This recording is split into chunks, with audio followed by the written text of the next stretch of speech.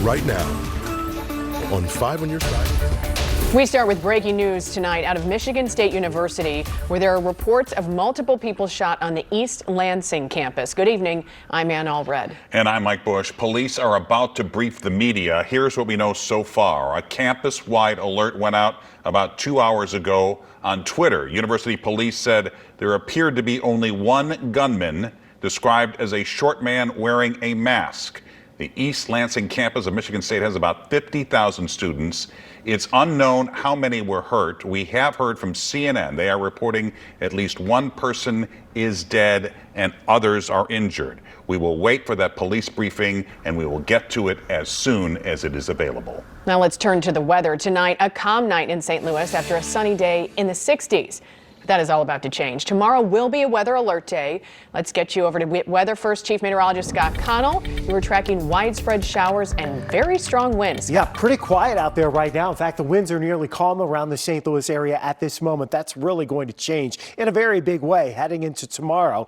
And temperatures have cooled off too. Tonight, some of our outlying areas already down into the low and mid 30s, while we're still in the low 40s in St. Louis after being in the 60s earlier today. The moisture's on the increase from the west and the southwest, and it is going to be heading our way. So this storm system, this is 3 o'clock tomorrow afternoon. That storm system is really cranking up around Omaha, just west of Omaha. Out ahead of it, we'll have a band of showers. It should be fairly widespread, and your pressure differences, I put the lines of pressure on there kind of just to show you that there's a lot of lines. When you get that, you get what we call a tight gradient. Over distance, you got a big change in that pressure. That means a lot of wind, and some of these showers will drag down even heavier, stronger winds, especially with the downpours. Wind advisory for the entire 5 on Your Side area as we head into tomorrow. So we'll be in our weather alert for increasing winds with gusts above 40 miles per hour. A few tree branches are going to come down, and that means a few power outages tomorrow as well. And then those afternoon showers will be more widespread with some downpours. We'll see you in a few minutes, Ann.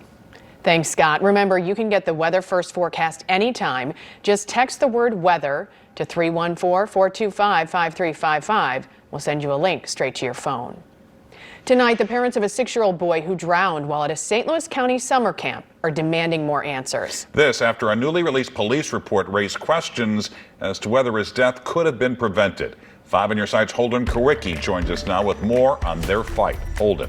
Well, Mike, and in the wake of TJ Mister's death, his parents say they were promised by county leaders that changes would be made to policies protecting kids while they're at summer camp. But nearly 7 months later, they're concerned that nothing has changed and they're reliving the nightmare all over again. We do not give up, even if we're sad. TJ Mister's parents should be planning his 7th birthday. We should be planning a lot of things, you know. He was the best kid in the world. Instead, they're still searching for answers as to how he drowned while under supervision of camp counselors at Kennedy Rec Center last July. It's one thing to grieve, but it's another thing to relive the nightmare over and over. Newly released police reports from the day of TJ's death state that investigators spoke to at least 2 kids who said TJ was flailing his arms and his head was bobbing in and out of the water as he yelled for help, but camp counselors said he was fine. Just knowing how much they hurt him that day, how much they ignored him that day, how much they neglected him that day when he means the whole universe to us. It's heartbreaking. A spokesperson from St. Louis County Prosecutor Wesley Bell's office called TJ's drowning a tragedy, but told me no charges were filed because there was no probable cause that any one individual was guilty of criminal conduct in this incident after detectives determined the child flailing his arms in the pool that day wasn't TJ. It's really hard to be not angry at this because nothing is being done. What happened to our son is it could have been prevented. That's why they took matters into their own hands, recently spending the day in Jefferson City, pushing lawmakers for legislation to reform summer camps to make them safer. We're on a mission for the kids that, the adults overlook. Our son was overlooked. We're not giving up. We won't give up. This has to change. TJ's parents will be celebrating his 7th birthday this Sunday at the St. Louis Zoo by unveiling a bench near the primate canopy. They're also asking parents to sign their change.org petition, which you can find on KSTK.com under the As Seen on TV section. Mike. Holden, thanks. Tonight, the Melville School District is apologizing after a student was left unattended on a school bus for nearly 4 hours. This happened last Tuesday, involving a student at Beasley Elementary School. According to district officials, the substitute driver and a bus monitor did not follow protocol to inspect the bus at the end of the route. The district confirms neither of them are employed. In a statement to 5 on Your Side, the district says it has put additional procedures in place and are continuing to review if additional safeguards are necessary to ensure this doesn't happen again. We are just hours away from learning if a St. Louis judge will overturn Lamar Johnson's murder conviction. Johnson was convicted of shooting and killing Marcus Boyd in 1995. During a hearing last month, someone else confessed to the murder. A witness also recanted one of their statements. We will be following this decision closely tomorrow. Our live coverage on 5+, KSTK.com, and YouTube will begin at 1:30 in the afternoon. Tonight, police are searching for 3 teens who escaped from a youth detention center. 2 16-year-old boys and a 17-year-old boy broke out of the Division of Youth Services building in North St. Louis County. Someone in a Hyundai picked the teens up. They are wanted for various crimes like resisting arrest, assault, and unlawful use of a weapon. Tonight, growing demands for transparency after U.S. fighter jets shot down 3 unidentified flying objects in the skies over North America this weekend. The U.S. military has been on high alert since shooting down a Chinese spy balloon 9 days ago after it flew across the mainland, including Missouri. A National Security Council spokesman briefed reporters today amid bipartisan criticism that the White House hasn't done enough to explain what's happening. Efforts are actively underway right now at all sites to find what is left of those objects so that we can better understand and communicate with the American people what they are. Officials say all 3 objects shot down over the weekend were much smaller than the Chinese spy balloon. They were unmanned and did not appear to be self-propelled. Congress is not the only legislative body concerned about surveillance from foreign powers. At the State House in Jefferson City, legislators are following the federal government's lead to ban TikTok and other apps connected to the Chinese government from state employee devices.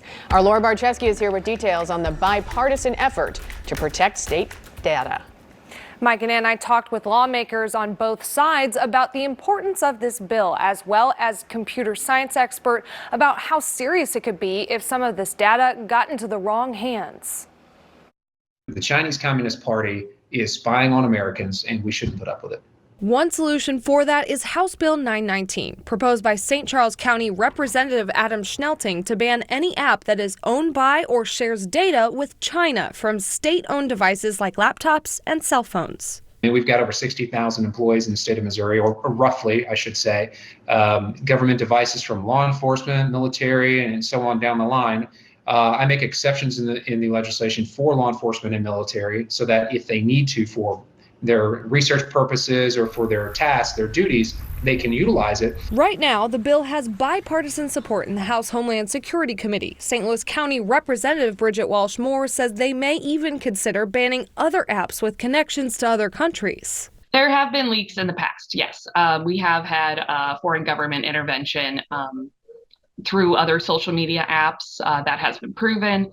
And so we are just taking the next step to protect Missourians. We want to. St. Louis University computer science professor Reza Tarani says there can be serious issues with what may seem like harmless information given to social media apps. Usually the application asks for access to your contact information, your browsing history, your location information. That's actually a really valuable information on finding particular buildings that are not known, so security buildings. He says data protection should be important to everyone because nobody ever really knows where this data goes. So that is one side of the problem, the information that has been collected. The other side is there is no clear regulation on how this information can be used.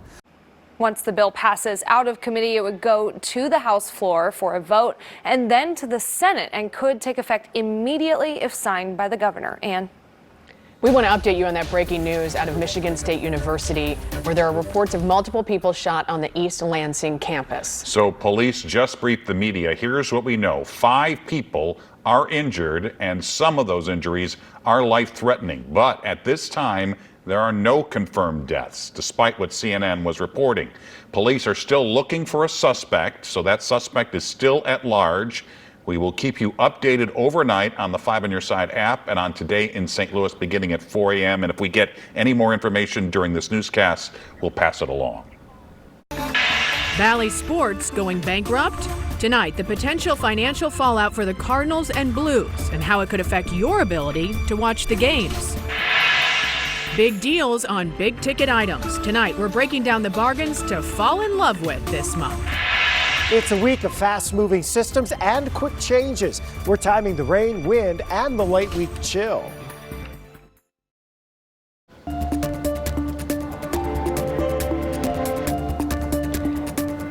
Tonight, signs of hope and despair in Turkey in the wake of that powerful earthquake. Today, a 13-year-old boy was pulled out alive after more than 182 hours trapped in the rubble.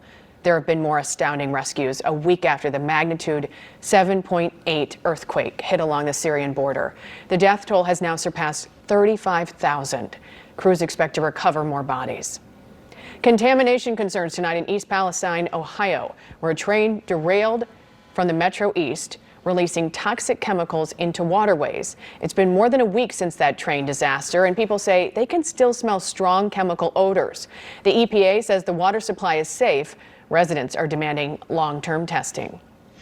A potential financial fallout tonight for the St. Louis Cardinals and the Blues. Yeah, the owner of their television partner, Bally Sports Midwest, is poised to file for Chapter 11 bankruptcy this week. Restructuring its debt could impact the broadcast rights fees Bally's pays both the Blues and the Cardinals, and that's a major revenue stream for both teams. According to our partners at the St. Louis Business Journal, officials from both the Blues and Cardinals say there could be some short-term pains, but it could ultimately improve viewer access to games. Well, have your heart set on saving money this month? With Valentine's Day and President's Day, you can expect sales on some top ticket items.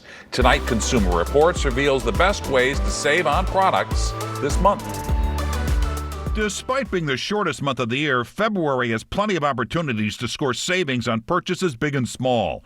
Consumer Reports tracks prices of many of its tested products all year long, so it knows exactly when they go on deep discount.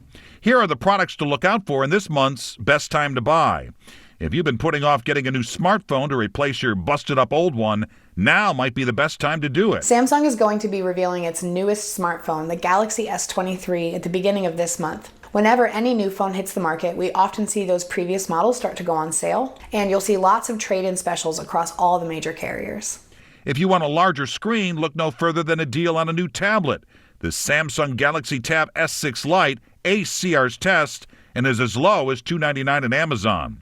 Tired of having to troubleshoot your old printer? February might be the time to get a new one. This Epson EcoTank is as low as $229.99 at Amazon and Office Depot. This inkjet printer has very inexpensive printing costs, and the tanks hold plenty of refillable ink, meaning you'll spend less on printing year after year.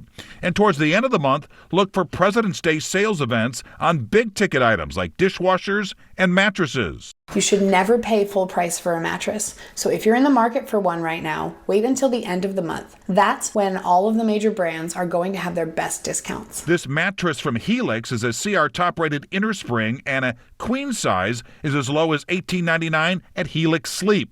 CR says based on its tests, this mattress's durability is top-notch, meaning after 8 years of simulated use, there are no noticeable changes in support and only minor changes in firmness.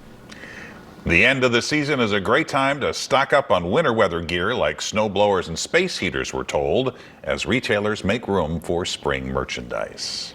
Tomorrow is Valentine's Day. That means a late night for area florists. We stopped by Walter Knoll Florist early this evening, where it's all hands on deck. More than 100 workers have been putting in long hours the last few days. They call it their Super Bowl. Their message for those who forgot tomorrow is Valentine's Day? But I know tomorrow at 3 o'clock they're going to come in and say, my gosh, Valentine's Day is not over for another 2 hours. Do you have time? So yes, there are people that are panicked, but much more, we have plenty of flowers to take care of people. So just come on in and we'll get you taken care of. They plan for the procrastinators. While Valentine's Day is the single busiest day of the year at Walter Knoll, they say they sell more flowers around Mother's Day and Christmas. There are some Valentine's Day deals tomorrow that also help support local businesses. Text the word Valentine to 314-425-5355 and we'll send you a link. Tomorrow is not only Valentine's Day, it's also a weather alert day. Chief Meteorologist Scott Connell is tracking rain and some gusty winds. I know tomorrow's Valentine's Day, but you had to love today. Yeah, today was gorgeous. I think Wednesday is going to be a really nice day. And then, we've got tomorrow and Thursday, and we're set up for a colder end of the week. So there's a lot of change happening this week around the bi-state area. Temperatures right now still close to 50 degrees in a lot of spots. Having said that, you look in some of the low spots, you get up here into the low spots in northern St. Charles County, out in the Chesterfield Valley, down towards Pacific. You see those temperatures already dropping back into the 30s. Now, that's because the wind is fairly light or calm right now. As it starts to pick up later tonight, we'll bring some of this warmer air back in and we'll mix things up. So clouds are on the increase right now. There is nothing imminent. In fact, the first wave of showers that approaches us with this developing weather system right during the morning rush hour or perhaps towards the end of it is trying to work in here with all this dry air we've had the last couple of days. So those first set of raindrops have to moisten the air a bit. So don't think we're going to get a whole lot of rain early on in the morning. The big push will come during the afternoon. And with this system, as it intensifies coming out of the Four Corners region, spreading up towards Omaha later in the day, the winds are really going to howl all the way from the Gulf Coast right into the St. Louis region. So we look at your midday wind gusts. We're probably midday talking about sustained winds getting close to 20 miles per hour, but then gusting during the afternoon and evening hours between 35 and 45 miles per hour, and potentially a few gusts around 50 miles per hour. As you look through the afternoon and evening hours, you kind of focus here off to the east and southeast of St. Louis for the strongest winds. That's why there's a high wind warning in effect for far southeast Missouri as well as far southern portions of Illinois. Here is your Weather First Futurecast, timing things out. We're about 3 o'clock in the morning as we start our progression here. Again, the first wave of these showers, more scattered, not all that heavy early in the morning, coming in between 6:30 and about 8 o'clock. Then we get a break. Winds really get gusty and get howling during the afternoon hours. And then here come the more widespread showers. And embedded within some of those, there'll be downpours. Those downpours will be able to take winds that are up in the clouds, drag some of that down to the ground, and so you'll get those strong wind gusts as these showers come on through during the mid to late afternoon hours, most of it pressing east by the time we get to 6 o'clock tomorrow evening. Then we have a break. The winds won't be as strong on Wednesday. 65 to 69 for the high for most of us. Yeah, seems real nice. But then here's this. The next weather system coming at us, most of the rain with that is going to be to the south and southeast of St. Louis, maybe even some thunderstorms. The backside, this storm has cold air with it.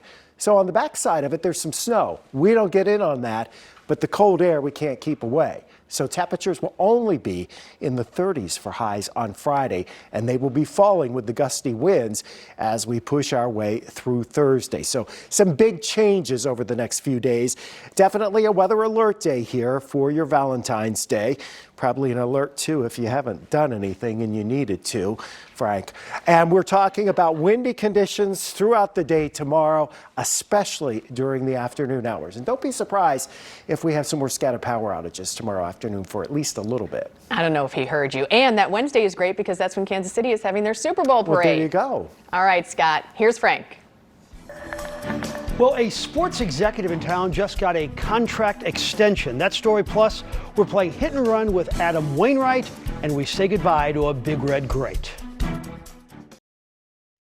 The Sports Desk is brought to you by Jim Butler Chevrolet, the Midwest's #1 Chevy dealer, 10 years running.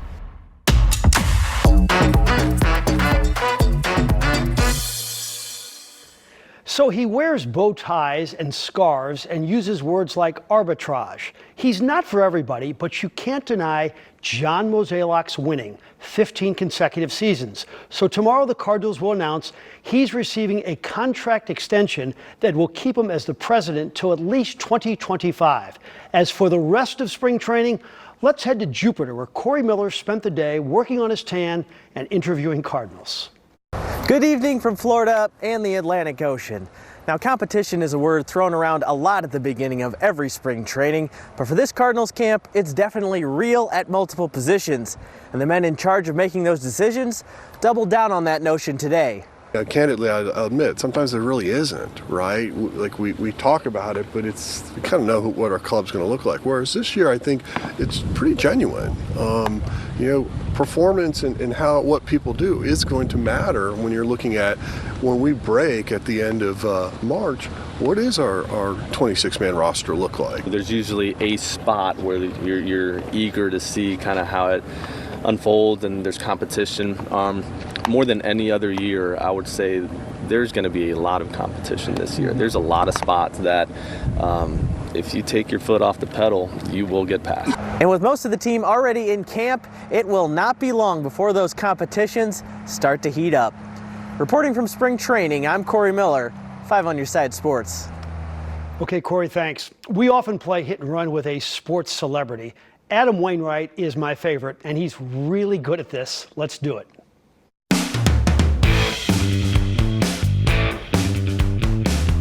Your wife finds what player in baseball attractive, and it kind of ticks you off.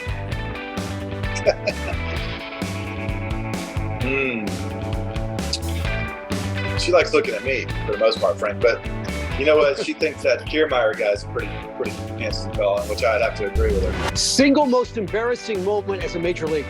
Game 1 of the World Series in 2013. I was all fired up, and I was about to run onto the field, and I was very prepared. I knew we were going to win that World Series, and I stood up real quick in the Boston dugout, and I smashed my head on the concrete. Who would be one hitter in your career that you wish never really existed? Aramis Ramirez. My first 6 or 7 years playing in the major leagues, Aramis was like 20 for 19 off me, I think.